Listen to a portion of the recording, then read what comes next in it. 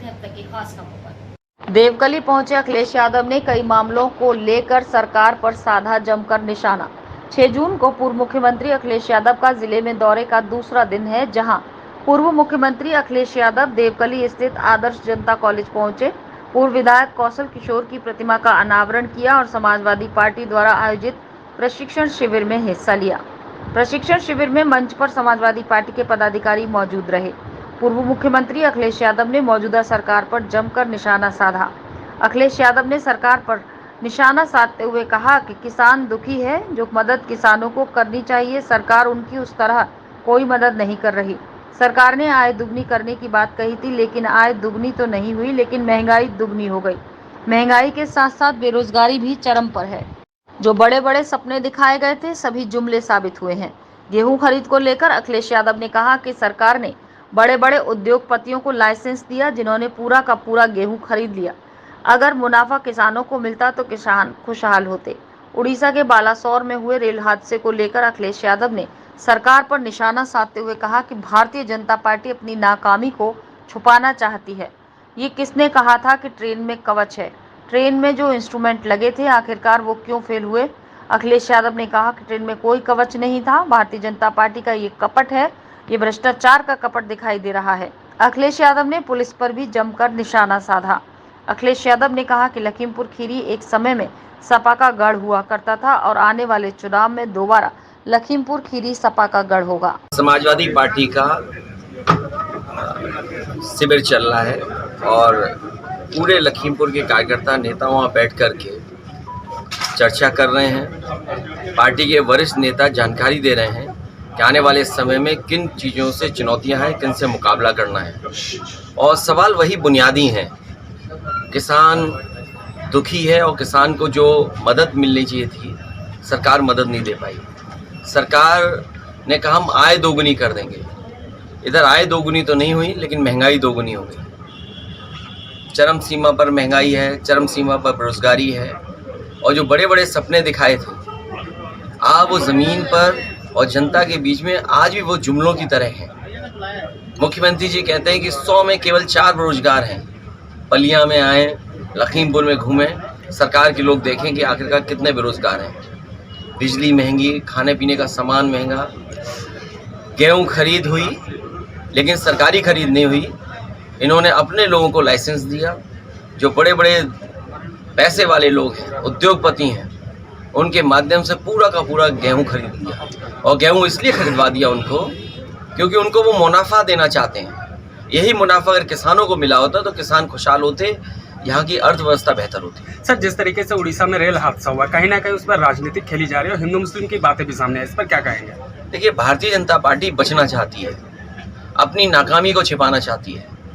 ये किसने कहा था कि ट्रेन में कवच है? और कवच ऐसा है कि जो टेक्नोलॉजी के साथ है।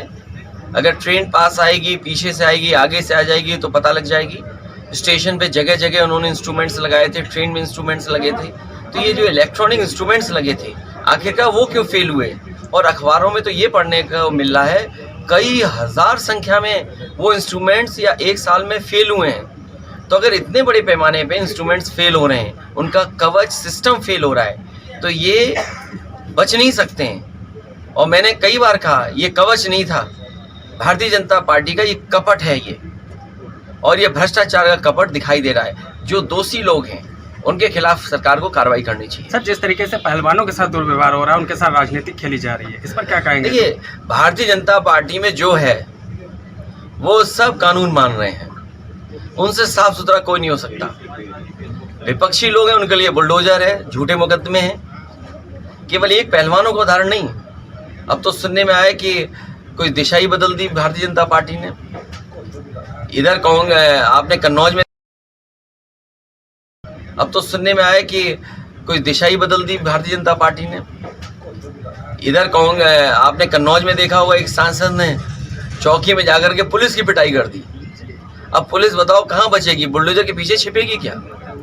कैसे बच पाएगी पुलिस? 2024 के लिए क्या? और अगर समाजवादी पार्टी का कोई है तो उस पर मुकदमे लग जाएंगे। आज ही सुना है, अखबारों में पढ़ा कि इरफान सोलंकी पे मुकदमे तय कर दिए और धाराएं लगा दी। पहलवान जिन पे आरोप लगा रहे थे वो एकदम आजाद घूम रहे हैं। सर, ये बाबा जी का मिट्टी मिला देने वाला संदेश है। देखिए, बाबा जी मिट्टी में मिला देंगे, मैंने लोकसभा में भी और विधानसभा में भी कहा। अगर आपने पूरी कार्रवाई देखी होगी तो विधानसभा में मैंने कहा कि ये मुख्यमंत्री की भाषा नहीं हो सकती और इसीलिए मुझे वेल में जाना पड़ा।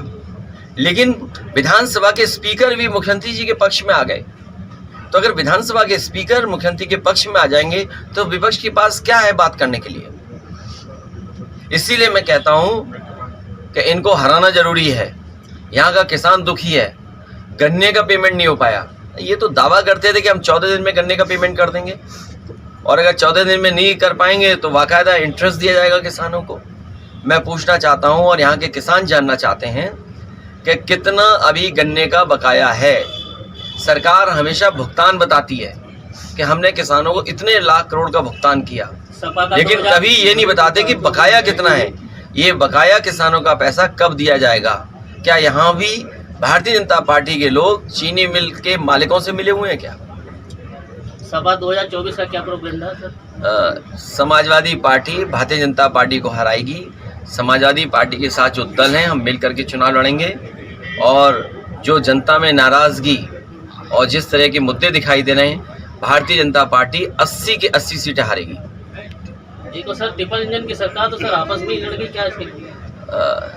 न केवल आपको वहाँ उड़ीसा में टकराते दिखे इंजन, बल्कि आपको यूपी में भी दिखता होगा।